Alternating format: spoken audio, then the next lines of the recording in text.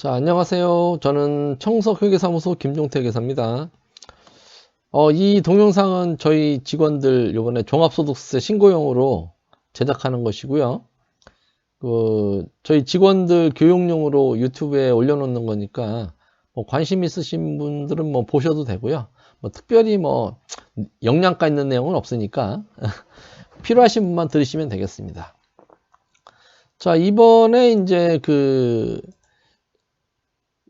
2019년 소득세 신고 관련해서 개정 세법 중에서 이제 우리가 알아야 될 내용을 위주로 해서 강의를 하도록 하겠습니다. 자, 첫 번째는 처분이익이 이제 과세 대상으로 들어왔죠.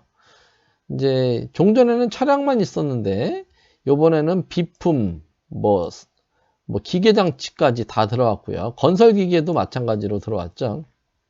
다만 여기서 주의할 점은 이 건설기계는 우리가 흔히 알고 있는 굴삭기 이런 것들이죠. 이런 거는 18년 이후 취득한 것부터 적용이 되니까 17년까지 취득한 거는 여기 해당이 안 됩니다. 여러분들 특히 이제 건설업이나 이런 이 건설기계 이제 임대하는 사업자들은 주의해서 이 부분을 주의해서 하시면 되겠습니다. 그래서 2018년 이후 취득한 것만 해당이 되고요. 이 건설기기가 보통 이제 내역연수가 다 지나더라도 이게 양도 가격이 한 3천만원, 4천만원 이렇게 나오기 때문에 양도 차익이 많이 나와서 아마 국세청 쪽으로 민원이 좀 많이 들어가서 요게 이제 이렇게 반영이 된 것 같으니까 그거 감안해서 해주시면 되겠습니다. 다른 것들은 다 이제 처분이익, 처분손실 다 우리 과세되는 거니까 요번에 19년도 신고할 때 감안해서 하시면 되겠습니다. 자, 두 번째로 수선비에 대한 비용 인정 범위가 확대가 됐죠. 종전에는 이게 300만 원이었는데 600만 원으로 인상됐습니다. 근데 중요한 건 이거 수선비예요, 수선비. 만약에 이제 우리 소모품비 같은 거 취득했을 때 비용 인정하는 거는 100만 원입니다. 건당 100만 원. 잊지 마시고요. 자, 그 다음에 중소기업의 이제 종업원 구입 임차자금 대여이익이 근로소득에서 제외됐다. 요거 이제 되게 중요한 거죠. 우리가 보통 가지급금 중에서, 법인의 가지급금 중에서 이제 종업원 임차료, 아니면 종업원 주택구입자금을 이제 저리로 대여해주는 경우에 종전에는 이게 가지급금 인정이자 해서 상여로 소득 처분했었죠. 근데 근로소득에서 제외됐으니까 지금은 상여로 소득 처분하지 않아도 된다는 얘기입니다. 그 다음에 업무용 승용차 운행기록부 작성 완화죠. 요것도 이제 2020년부터인데요. 2020년부터. 물론 요것도 2020년부터입니다. 1,500만원 이하입니다. 근데 중요한 거는 감가상각비는 그대로 800만원이라는 거죠. 800만원 플러스 보험료, 그 다음에 기름값, 그 다음에 수리비 이런 것들이 700만원에서 1,500만원까지 라는 것입니다. 그래서 감가상각비는 그대로 800만원입니다. 자, 그 다음에 이제 개인사업자에 대한 업무용 자동차보험 전용보험 가입 의무가 신설이 됐죠. 요거는 2021년부터 적용이 되고요. 성실신고 확인 대상자나 전문직, 저희 같은 회계사, 세무사, 변호사, 의사 여기에 해당이 됩니다. 건축사, 측량사 이런 데 다 해당이 되는 거죠. 이거는 2021년부터 적용이니까 당장부터 적용되는 건 아닌데 우리 혹시 거래처에서 문의하시면 요거는 해주셔야 됩니다. 다만 한 대까지는 상관없고요. 두 대째부터 그러면 두 대째부터 한 대는 그냥 일반 자동차 보험으로 되는 것이고 두 대부터는 이제 업무 전용 자동차 보험을 가입을 해야지만 된다는 얘기입니다. 자, 그 다음에 사업자의 기장 및 신고 의무 관련 수익금액 산정 기준 합리화죠. 요거 1번하고 관련된 겁니다. 1번하고. 그래서 수익금액 산정할 때 요 사업용 유형자산 처분가액은 수익금액에서 제외한다. 그러니까 요거는 우리가 이제 기장 의무 판단하고 성실 의무 판단할 때 이거 유형자산 처분이익이 있다 할 때는 그거하고 상관없이 그 금액을 제외한 금액을 가지고 우리가 이제 기장 의무나 이런 것 등을 판정하면 된다는 얘기죠. 자, 그 다음에 성실신고 확인자 선임신고제도 폐지죠. 원래는 4월 30일까지 해야 되는데 없어졌습니다. 사실은 유명무실한 거라 사실 없어지는 게 맞는 거였죠. 그렇죠? 자, 그 다음에 8번 현금 영수증 의무 발급 대상자 확대죠. 요거 되게 중요한 거죠. 우리 잊으시면 안 됩니다.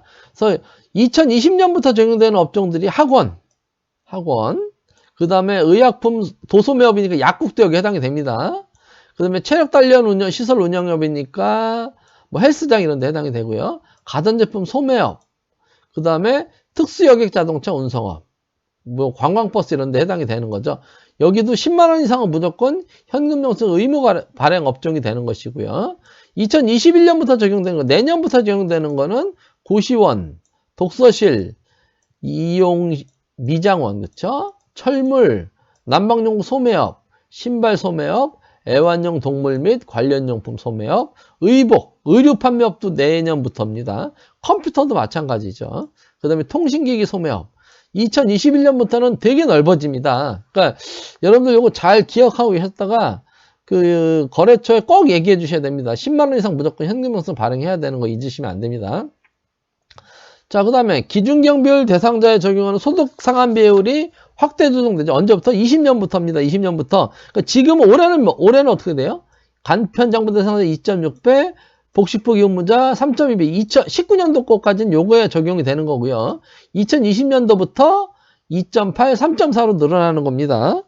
잊으시면 안 되겠죠. 그쵸? 자, 그 다음에 주택임대사업자 미등록가산세. 요것도 이제 2020년부터 적용이 되는 거죠. 그래서 임대사업자 미등록가산세가 공급가액 곱하기 0.2%니까 얼마 안 돼요. 그러니까 우리가 지금 주택임대사업자가 분리과세 되느냐 종합과세 되느냐 기준이 2천만 원인데 2천만 원일 경우 0.2%가 얼마냐면 4만 원입니다. 그래서 큰 의미가 없는 건데요. 이제 사업자 등록을 했느냐 안 했느냐에 따라서 우리 뒤에서 얘기하겠지만 소득공제나 이런 게 좀 틀려지기 때문에 주택임대사업자는 미등록과세가 2020년부터 생겼다. 요것만 알려주시면 되겠습니다.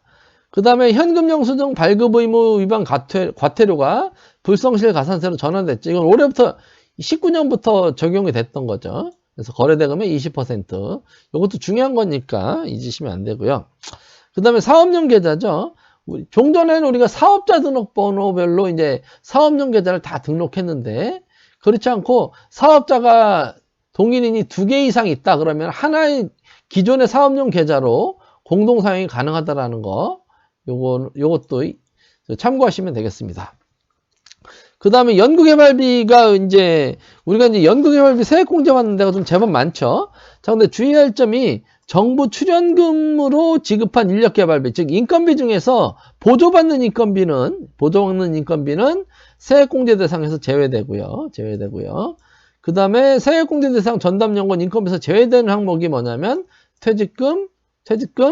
퇴직금이죠. 그렇죠? 퇴직금은 그 연구개발비 대상 그 지출액에서 빠진다. 이렇게 보시면 되겠습니다. 자, 그 다음에 주택임대소득 과세소득 적정화죠. 요 19년부터 적용이 되는 것인데요. 아마 요 부분 관련해서 요번에 이제 소득세 신고할 때 그 단순 대리자들이 많이 올 것 같아요. 주택임대사업자. 그래서 주의하셔야 될 점은 수익 금액이 2천만 원 이하인 경우는 분리과세하고 종합과세 중 선택이 가능하다라는 것이고요. 근데 가능하면 그냥 분리과세라는 게 좋을 것 같아요. 분리과세하면 필요경 비율이 얼마냐면 임대주택 등록한 사람은 60%고요.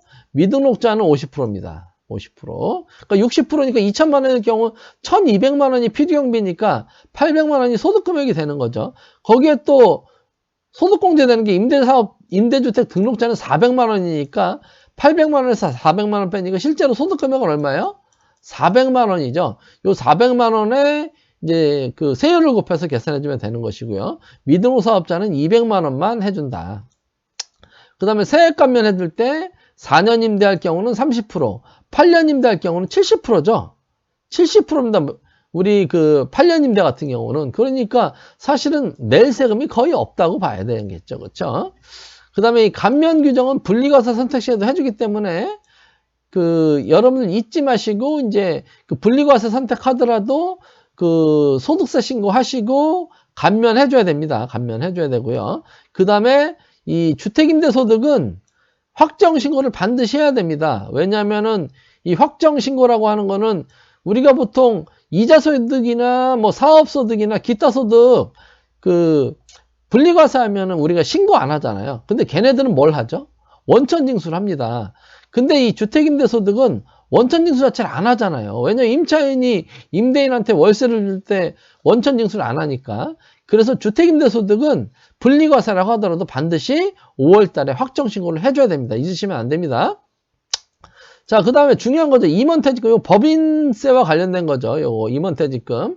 자, 2011년 이전 근무분은 한도 제한이 없고요. 2012년에서 2019년까지는 3배, 2020년도 이후 근무분은 2배까지 가능합니다. 조건이 뭐냐면 정관에 의한 임원퇴직금 규정, 지급 규정이 있는 경우에 해당이 되고요. 그 다음에 각 기간별로 별도로 한도 계산하니까 2011년까지는 5배 주기로 했다면 곱하기 5. 그 다음에 2011년에서 2020년까지는 3배를 주겠다면 요 기간은 곱하기 3. 그 다음에 2020년 이후는 곱하기 2. 이렇게 해서 각각 더해서 한도를 계산해주면 되겠습니다. 근데 뭐 임원퇴직금이 만약에 넘어섰다. 뭐 줄 수는 있는 거죠. 그렇죠? 그 정관에 의한 규정이 있으면 그럼 어떻게 하면 돼요? 5배로 주겠다면 5배 주고 나머지 요때 3배에 초과하는 2배, 여기 2배 초과하는 3배는 근로소득으로 해서 원천징수하면 되는 것이죠.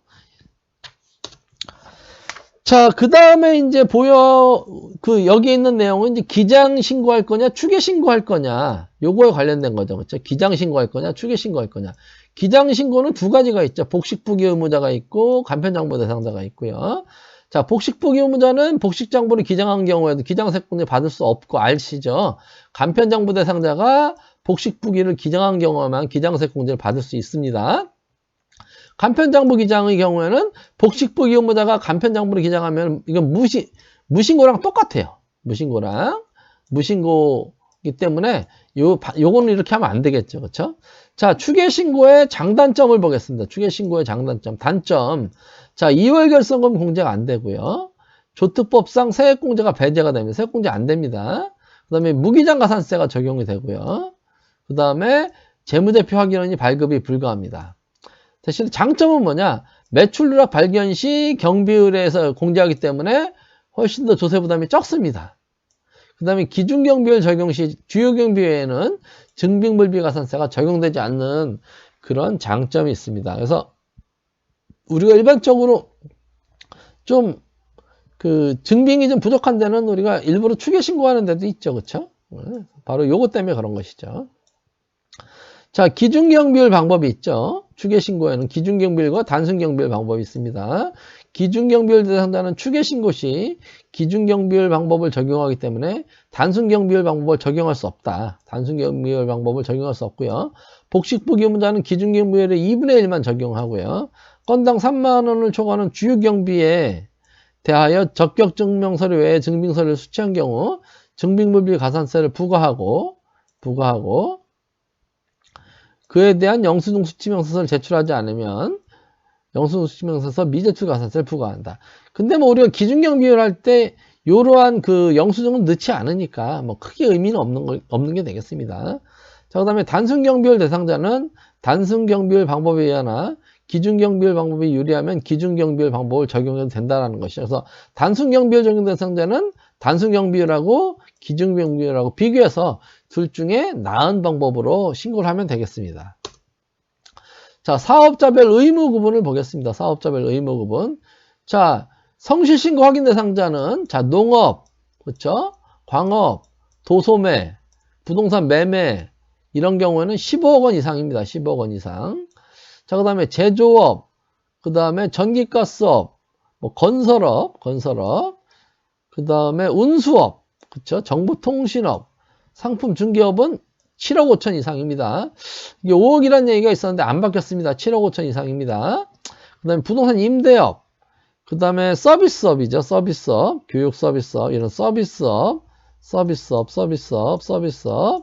이렇게 개인 서비스업, 이런 것들은 5억 원 이상입니다. 5억 원 이상. 자, 그럼 외부 조정 대상자는 어떻게 되느냐? 역시 농업 이런 것들은 6억 이상, 그 다음에 제조업은 3억 이상, 그 다음에 서비스업은 1억 5천 이상이 외부 조정 의무 대상자가 되는 것이고요. 복식부기 의무자는 3억 원 이상, 1억 5천만 원 이상, 7,500만 원 이상이고요. 추계시 기준경비율 대상자는 6천만 원, 3,600만 원, 2,400만 원이 되겠습니다. 그래서 이 외부 조정 대상자, 복식부 기준무자, 추계 기준, 기준 경비율 대상자는 직전 과세 기간의 수익 금액을 기준으로 하면 되는 것이고요. 성실 신고 대상자는 해당 기간의 수익 금액입니다. 해당 기간의 수익 금액. 그리고 아까 얘기했듯이 여기서 수익 금액에서 유형자산 처분가액은 제외한다. 그렇죠? 자, 그다음에 신규 사업자란 해당 과세 기간에 신규로 사업을 개시한 사업자를 말한다. 그렇죠? 그래서 추계 경비율 단순 경비율 대상자는 단순 경비율로 이제 신고를 하고요. 왜냐하면 다만 해당 과세 기간의 수익 금액이 복식부 기준무자 기준에 해당하는 경우에는 기준 경비율로 한다. 이게 몇 년 전에 새로 생긴 것이죠. 그래서 복식부 기준무자 기준이 19년도에 예를 들어서 내가 도소매업을 한다. 근데 매출이 3억을 넘었다. 그러면은 단순 경비를 못하고 기준 경비를 해야 된다는 것이죠. 기준 경비로. 자, 기장 의무. 간편 장부 대상자이며 무기장 시에도 가산세를 부과하지 않는 소규모 사업자가 되는 것이죠. 그렇죠? 그래서 신규 사업자는 추계 시 경비율 단순 경비율을 기본적으로 적용하고요. 기장 의무는 간편 장부 대상자고 가산세가 없다. 그 다음에 성실신고 확인 대상 여부는 이건 해당 과세 기간의 수익 금액 대상 기준이기 때문에 성실신고 확인서 제출 의무가 있다. 그렇죠? 요것을 주의하셔야 됩니다. 그래서 신규 사업자는 요 세 가지에 적용이 된다. 그래서 요거는 올해 기준이고요. 요거는 18년도 기준이지만 이제 19년도에 이제 우리 수익 금액이 복식부 기준무자 기준을 넘어가면은 기준 경비를 해야 된다. 요것을 잊지 마시고 신고에 반영하셔야 됩니다. 자, 이상 이번 2019년도 종합소득세 신고와 관련해서 주의할 사항에 대해서 설명을 드렸습니다.